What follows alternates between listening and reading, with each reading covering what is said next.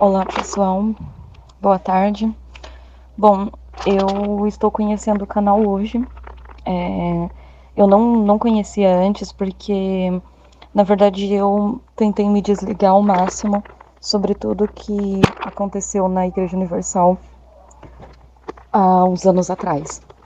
Hoje eu tenho 27 anos, mas há quase 10 anos atrás, na verdade 11 anos atrás, eu era obreira da Igreja Universal, né? Eu tinha 16 para 17 anos. Eu cresci na Igreja Universal, meus pais sempre foram da Universal, desde que eu me entendo por gente, e eu cresci lá dentro. Então eu fui a criancinha da escolinha, depois eu me tornei obreira aos 11 anos, fui tia da escolinha, aos 14 anos eu era líder do grupo jovem, eu fazia tudo dentro da igreja. A minha vida era voltada para a igreja em prol de tudo. Meus pais me ensinaram e me condicionaram a gostar tanto da igreja e fazer tudo por ela que eu não via outra vida fora de lá. Minha família sempre foi muito humilde.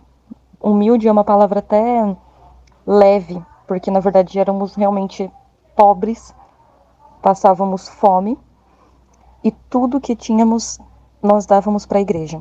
Então, Fogueira Santa vinha e a gente já sabia que era um momento no qual nós não teríamos nada para comer, menos, aliás, do que outras épocas do ano. Então, meu pai dava todo o salário, minha mãe dava todo o dinheiro, todo o salário dela. Nós não comprávamos comida para casa, não pagava aluguel. Fomos expulsos de casas de aluguéis inúmeras vezes. E vivíamos nessa extrema miséria. Então, não tinha nada para comer em casa, às vezes era só arroz puro, só feijão, quando tinha uma mistura, porque tudo a gente dava para a igreja.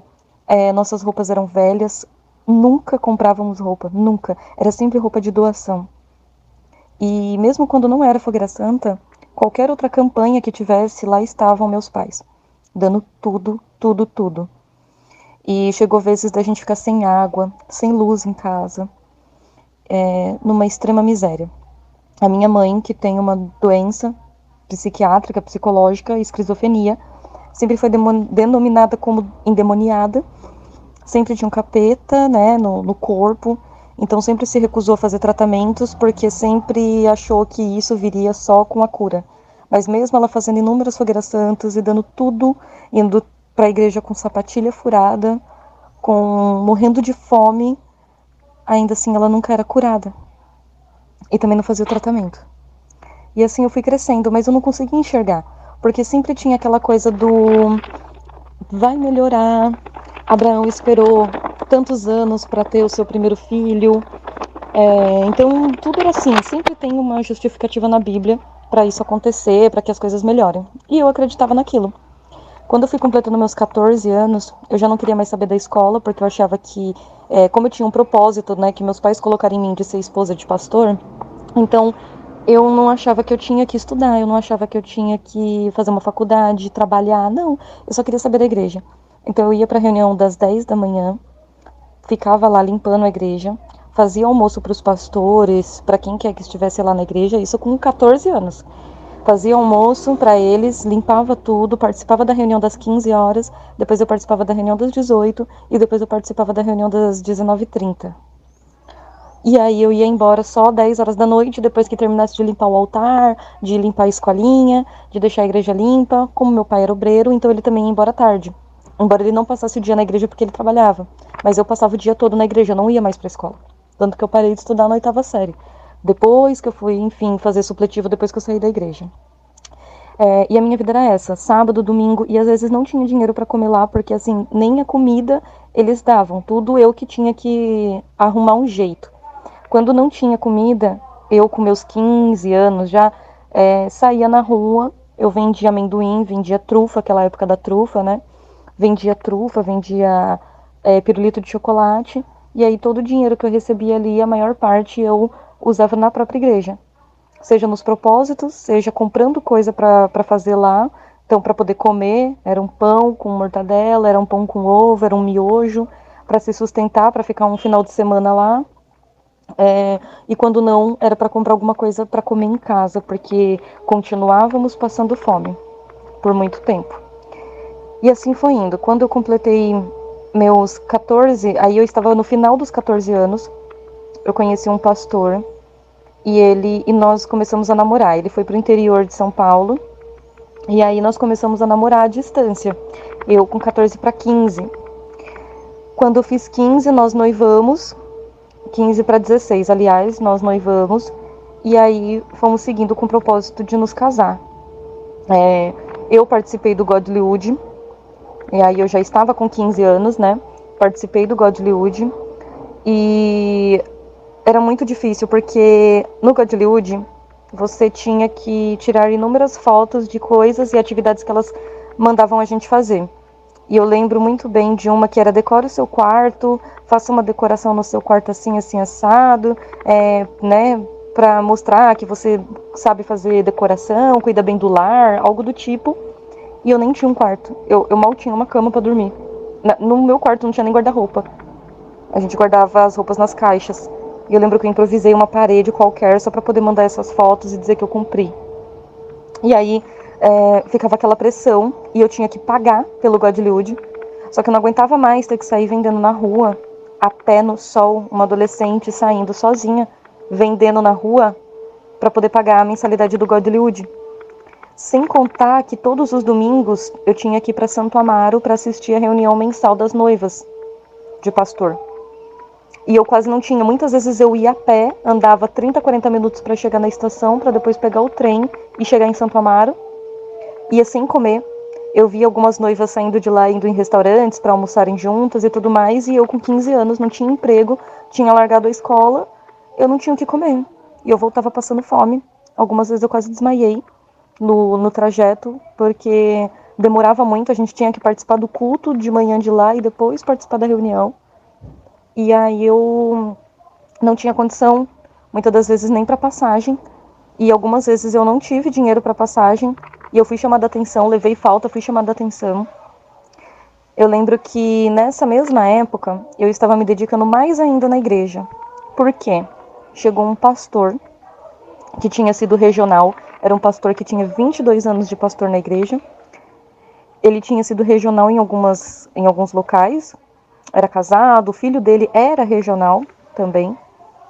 Enfim, então era uma pessoa que tinha muita experiência.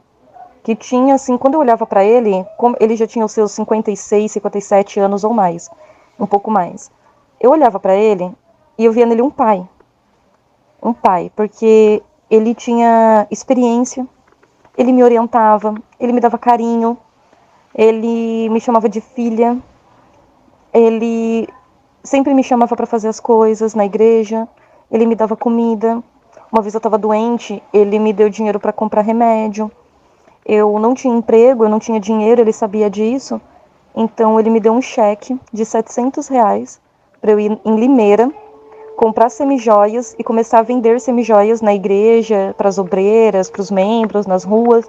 E ali eu começar a gerar meu dinheiro. Então eu senti que ele estava cuidando de mim. Ele conhecia o meu noivo na época. Eles já tinham sido pastores juntos, né? Então ele se conhecia, ele super apoiava o meu relacionamento. Então, pra mim, aquilo foi tipo, eu fui adotada, sabe? Eu tenho alguém que cuida de mim. A esposa dele, quando eles saíam, ela me chamava na casa dela pra eu cuidar da mãe dela, fazer companhia porque já era uma senhora de idade, e pra eu limpar o apartamento também. E ali ela me dava um trocado, às vezes. Então, assim, pra mim, eu tinha sido adotada. Eu tinha um pai, uma nova mãe que me apoiava, que cuidavam de mim, que se preocupavam comigo. Então, cada dia mais eu passava mais tempo na igreja, muito mais, e eu ficava a semana inteira, todos os dias ali. E aí, até que ele começou a passar a mão em mim, enquanto eu estava preparando a Santa Ceia. Eu tinha 15 para 16 e ele passava a mão em mim. E aquilo me deixou muito em choque, naquele momento que ele passou a mão por cima da minha saia. E eu travei na hora. Eu falei, meu Deus, e agora? Só que, como que eu iria dar um chega pra lá numa pessoa que era total referência pra mim, paterna, Os meus pais diziam para respeitar ele, era como Deus no céu e ele na terra. Todo mundo amava ele. Ele era o melhor pastor que tinha passado naquela igreja. Regional, conhecia os bispos, tinha ido para o exterior. Era uma pessoa muito conceituada, de muito respeito. As pessoas mal olhavam nos olhos dele. Quem dirá eu repreender e depois podia ser que eu fosse mal interpretada. Tipo, nossa, jamais, eu não encostei em você, foi sem querer, sei lá. Eu fiquei com medo, então eu não fiz nada. Fiquei quieta e continuei cortando os pãezinhos e colocando o suco de uva nos cálices para Santa Ceia naquela quarta-feira à tarde. Só que dali não parou. Continuou outras vezes. Até que uma vez ele colocou a mão dentro da minha saia mesmo. E, gente, eu era noiva de pastor, só que eu seguia total santidade. Nós beijávamos, uma que nós nos víamos uma vez a cada 2 meses. Nós trocávamos beijos, mas nunca encostando um no corpo do outro. Eu não conhecia o que era intimidade. Eu nem cheguei a assistir aula de educação sexual. Eu vou falar pra vocês que eu não sabia nem como era um órgão masculino. Eu não sabia. Eu já tinha visto desenho em livro de ciências, mas eu nunca tinha visto algo além do desenho. Eu não sabia como que uma relação sexual acontecia. Porque eu nunca tive essa explicação. Meus pais, era um tabu muito grande de falar sobre isso em casa.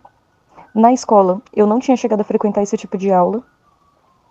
E eu fui criada na igreja. Eu não sei se vocês têm noção do que é a diferença de uma adolescente de 15 anos que vive dentro de uma igreja e uma adolescente hoje em dia que vive nas baladas, nas festas. É totalmente diferente. Eu não tinha malícia nenhuma.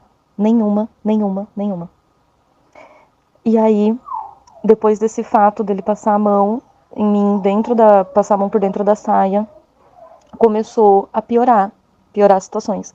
Porque ele começou a me seguir com o carro da igreja, né? O carro dele, enfim, da igreja. Eu tava andando nas ruas, vendendo as coisas, e eu vi o carro dele porque eu já tinha decorado a placa dele. E aí eu vi a placa, eu já sabia que era ele. E dito e feito, às vezes passava 2 quarteirões, ele buzinava e falava pra eu entrar no carro. Eu entrava no carro, e aí ele estacionou uma vez o carro, abriu a calça e falou pra eu fazer o oral nele.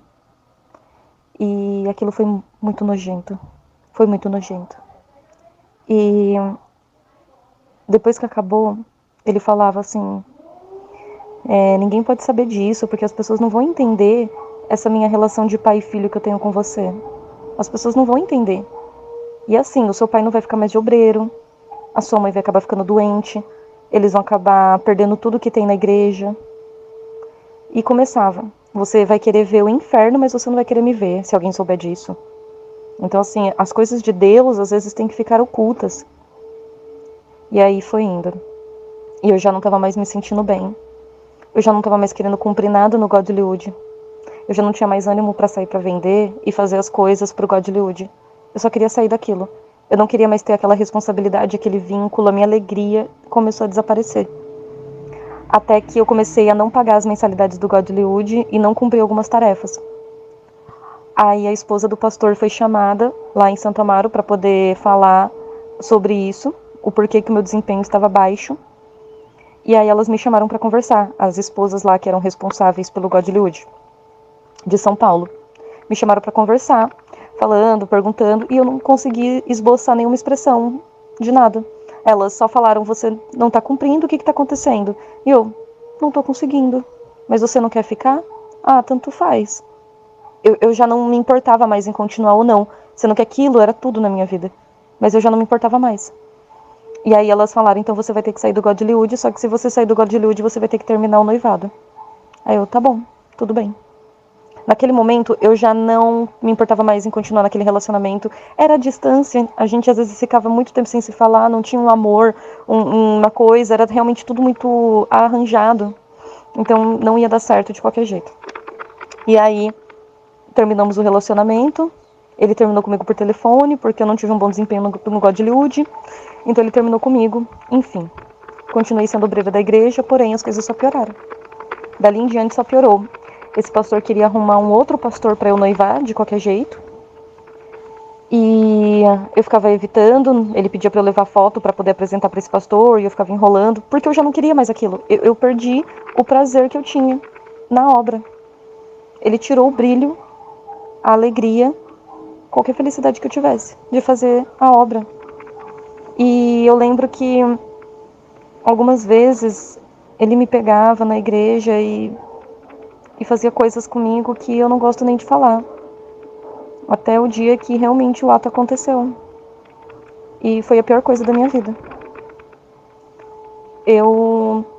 Depois que aquilo aconteceu, eu já não consegui, eu que ia todos os dias para a igreja, comecei a ir menos. Comecei a parar de frequentar, ir com tanta frequência. Então eu só ia na segunda, na quarta e na sexta. E aí ele enlouqueceu, ficou atrás de mim, ia até em casa me chamar. Só que todo mundo achava que era normal. Eu sempre estava ali. Desde os meus 11 anos, eu já estava com quase 16. Então era normal. Todo mundo já me conhecia, então ninguém imaginaria que aquilo estaria acontecendo comigo, mas estava. E eu não conseguia contar para meus pais. Meus pais eram muito devotos. São, na verdade, porque eles estão lá até hoje. E eu tinha medo de contar e ninguém acreditar em mim, de eu ser humilhada, de passar vergonha. Porém, acabou acontecendo exatamente isso. Tudo que eu mais temia. Porque eu cheguei no pastor auxiliar naquela época, junto com uma amiga minha do grupo jovem. E eu falei pra ela, contei o que estava acontecendo, e aí nós fomos juntas à tarde na igreja conversar com esse auxiliar. E eu contei o que estava acontecendo. Eu contei. E o que ele fez? Ele falou assim, olha, eu vou pedir uma direção para Deus do que fazer, e o que Deus me falar para fazer, amanhã eu dou uma resposta. O dia seguinte chegou. E esse dia seguinte, o pastor estava na minha porta, me ligando, pedindo para eu subir. E aí ele falou para meus pais que era só para me levar, para eu poder ficar cuidando da igreja rapidinho, porque ele tinha que ir para uma reunião na sede. E aí eu saí de casa branca, entrei dentro do carro, e aí ele falou, o que você fez? Você contou para ele o que aconteceu? Aí ele ainda citou, ainda bem que não foi o auxiliar fulano de tal, porque se fosse, ele teria levado isso pro bispo. Ele falou, eu sei que você deve estar pressionada e tudo, mas olha, isso não pode sair daqui. Enfim, começou com as ameaças, começou com as coisas. Mas ele falou, agora vai ficar tudo bem? E eu disse, vai sim, me desculpa por ter falado. Falei sem pensar, enfim, me desculpei por aquilo ainda. Voltei para casa com mais raiva, com ódio dentro de mim, por tudo aquilo que tinha acontecido. E por eu ter tido uma única coragem, uma única vez, e não ter sido ajudada. Daquele dia em diante, eu entendi que nada que eu fizesse ia dar certo. Nada, nada. E aí eu arrumei um trabalho para vender cursos. Comecei a me envolver nesse trabalho, justamente para me afastar o máximo que eu pudesse da igreja.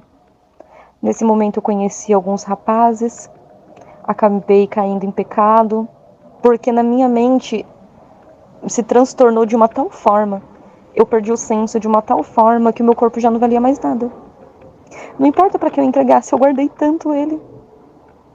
Eu perdi o sentido da vida, eu perdi o sentido de tudo que era importante para mim. Eu não tinha os meus pais, eu não tinha confiança deles, eu não tinha nada. E eu fui me entregando, comecei a frequentar menos a igreja, não queria mais colocar uniforme. As pessoas começaram a perceber, mas eu dizia só que era porque eu estava trabalhando muito. E assim foi indo até que um dia ele me pegou num sábado, voltando desse trabalho, me colocou dentro do carro. E aí ele falou, o que você tá fazendo? Você tá se afastando, você tá deixando o diabo agir, você tá isso e aquilo. E usando a palavra de Deus, porque ele vivia fazendo isso. Antes dele cometer os atos, ele lia sobre a palavra pra mim. E aí eu fiquei com tanta raiva, com tanto ódio aquele dia. E aí ele falou, olha, se você contar pra alguém, você não vai mais me querer ver. E eu não vou mais querer ver você na vida. E não sei o quê. E aquele dia, eu abri a porta do carro e falei pra ele, você vai desejar nunca mais ter me visto. Ou, aliás, você vai me desejar nunca mais me ver. Eu bati a porta do carro e desci pra casa.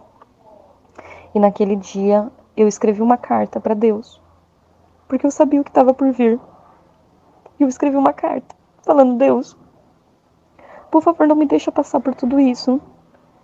em prol de tudo que eu já me dediquei, que eu fui sincera até aqui. Eu realmente amava ajudar as pessoas, eu realmente evangelizava, eu ajudava as crianças, eu orava pelas pessoas, eu fazia jejum, eu fazia propósito, fazia fogueira santa pelas pessoas. O meu coração era sincero, tudo que eu queria brilhava tanto dentro de mim, um amor, uma sinceridade. Eu não olhava para a riqueza deles, eu não olhava. Depois que eu saí, que eu comecei a lembrar daquilo, mas eu não tinha essa malícia. Eu não tinha. E eu falei, Deus, em prol de tudo isso, então me mata, me deixa morrer, não me deixe passar dessa noite, porque eu não vou suportar passar por tudo isso que é sair da igreja e contar para meus pais. Eu não vou aguentar passar por isso. E aí, eu escrevi a carta e falei, Deus, me mata. E se alguém achar essa carta, saiba que aconteceu isso, isso e isso. E Deus me levou. Coloquei a carta debaixo do travesseiro. E pra minha surpresa, eu acordei naquele domingo. E Deus não tinha me levado. E aquela foi a coisa mais desesperadora que aconteceu, porque eu realmente acreditava que Deus ia me poupar de tudo aquilo. E aí eu acordei no outro dia e eu não quis mais ir pra igreja. Eu não levantei da cama e o meu pai veio e falou, filha, vamos. Não deixa o diabo te parar, te dar esse desânimo, joga esse desânimo fora e vamos pra igreja. E eu não conseguia. Eu falei, eu não vou, pai. Eu não vou. Meu pai, vamos agora. E eu não vou. Eu não vou. E aquilo, gente, era a coisa mais surreal que poderia acontecer, porque aos domingos, 5 horas da manhã, eu já estava lá. Então, aquilo foi um choque pro meu pai. Ele chegou, procurou a esposa do pastor, e depois da reunião eles vieram em casa para me buscar, para conversar comigo. Só que antes disso eu chamei minha irmã e pedi para minha irmã me buscar, que algo muito ruim tinha acontecido. Ela me buscou e eu não contei para ela exatamente o que aconteceu. Aquele dia a esposa do pastor me ligou várias vezes, mas eu tava com muito medo. Eu tava com muito medo de falar com ela. Eu tava com medo deles me colocarem de frente pra ele e dizerem que eu tava mentindo. Eu tava apavorada, apavorada, apavorada. O meu medo era tão grande, tão grande. Eu não sei dizer como eu senti tanto medo de enfrentar aquilo. Eu não tive coragem de enfrentar. E eu só fugi. O máximo que eu pude, eu só fugi. E aí a esposa parou de me ligar. No outro dia eu voltei pra casa e eu só falei pro meu pai que na noite anterior o pastor tinha me dado uma carona que eu não gostei. E eu não quis contar o que tinha acontecido de fato. E o que estava acontecendo, eu não tive coragem, eu travei. A minha boca travou. E nada mais saía além daquilo. O meu pai, sabendo disso, foi até a esposa e o regional, contou o que aconteceu. Eles imediatamente retiraram o pastor e a esposa da nossa igreja e transferiram para uma igreja do Nordeste. Imediatamente, no dia seguinte, ele já não estava mais em São Paulo. Depois daquilo, me chamaram para ir na igreja, e aí começou a questão, né, de... Muita gente começou a falar, Gabi caiu em pecado, fez o pastor cair, por isso que ele teve que ser transferido.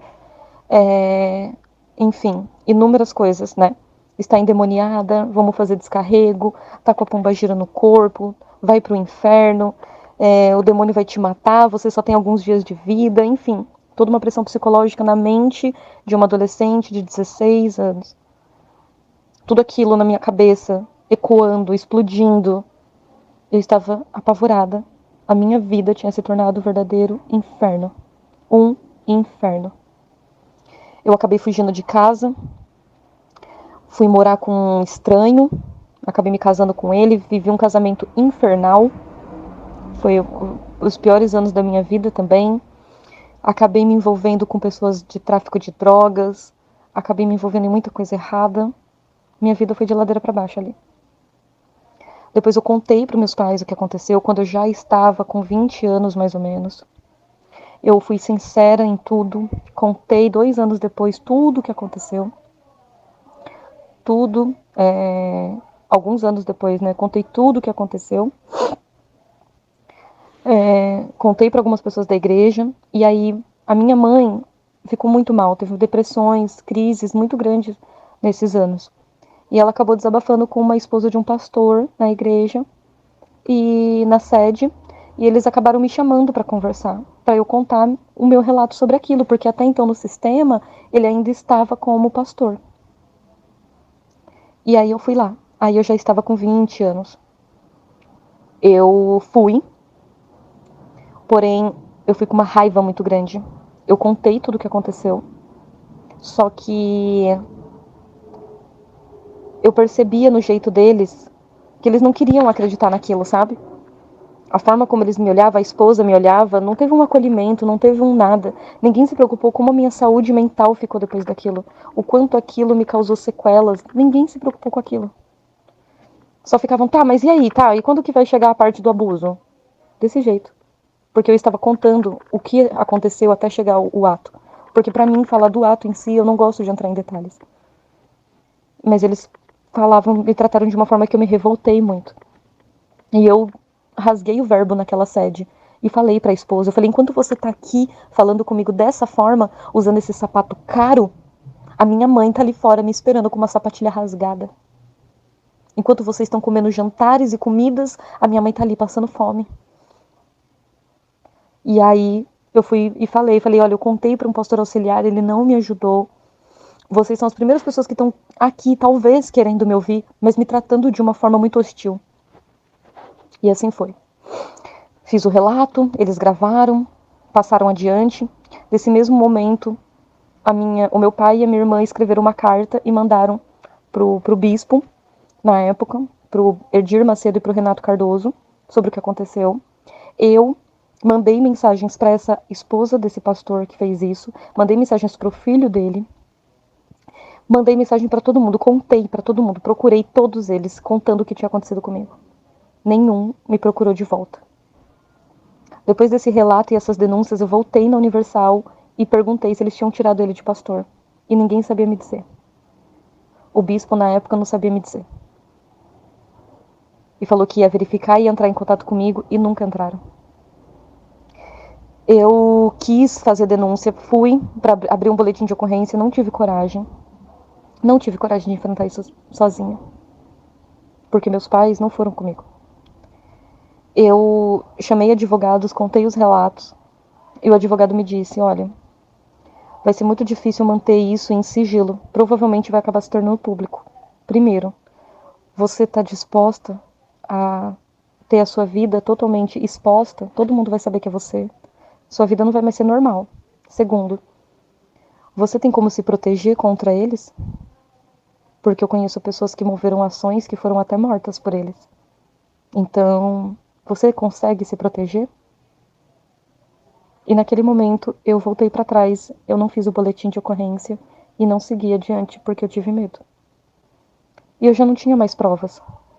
Quais eram as minhas provas? Eu nunca consegui fazer alguma coisa. Tem as pessoas que eu contei na época, mas quem estaria disposto? Então eu segui a minha vida. E fiquei por um bom tempo sem querer tocar nesse assunto, falar sobre. Eu venho me tratando para me livrar da ansiedade, da depressão. Tenho buscado Deus de outras formas para me fortalecer, mas é um trauma que ficou na minha vida. Hoje eu tenho muita facilidade de ser dependente emocional, de me submeter às pessoas, porque eu fui embasada naquilo. Eu fui criada daquela forma e eu fui condicionada na igreja a ser assim. E fui controlada por um pastor assim. Bom, hoje meus pais continuam na igreja, isso é uma coisa que me magoou muito, mas eu perdoei eles, amo eles, hoje eu tenho um bom relacionamento, mesmo sabendo que eles continuam frequentando a Universal, porque eles disseram pra mim que o errar é humano, né, e que a gente tem que perdoar, e eles perdoaram o que o pastor fez, por isso que eles continuam frequentando a Universal. A minha irmã e o meu irmão não pisam mais lá, eu também não, mas eles continuaram lá. Isso pra mim por muitos anos doeu. Hoje eu consigo ser um pouco mais tranquila em relação a isso, já se passaram muitos anos, mas não tem um dia que eu me esqueça. E até hoje, mesmo depois de 11 anos praticamente, eu ainda sonho com a igreja. Eu ainda tenho alguns sonhos em que eu estou lá, que eu estou sendo obreira, que estão fazendo alguma coisa comigo. Até hoje, eu ainda tenho sonhos comigo lá dentro. Mexeu com a minha cabeça de uma tal forma, com o meu psicológico, com o meu emocional, que eu nunca mais fui a mesma pessoa. Eu nunca mais fui alegre como eu era, feliz, tranquila. Me quebrou por dentro. E eu busquei contato com eles de inúmeras formas. E eles me ignoraram e não me ajudaram. Me julgaram, me expuseram de formas que eu me senti muito constrangida, humilhada. Todo aquele amor, tudo, pelas almas e pelas pessoas que eles dizem ter, não tiveram comigo. Não tiveram comigo nem um pouco. Não me acolheram, não me ajudaram, não me apoiaram a fazer uma denúncia, a ir atrás, nada. Nada. Eu tive que sair sozinha. Só eu e Deus. Hoje, graças a Deus, eu consegui terminar a escola, fazer faculdade e trabalho, me sustento. E sigo a minha vida em paz. Embora ainda lutando com todos os traumas que eu carreguei de lá.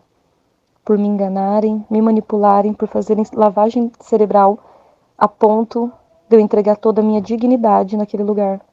Saí de lá humilhada. Bom, só peço para quem tá aí dentro abrir os olhos. A gente não tá falando isso aqui nesses relatos porque a gente quer enganar. Não.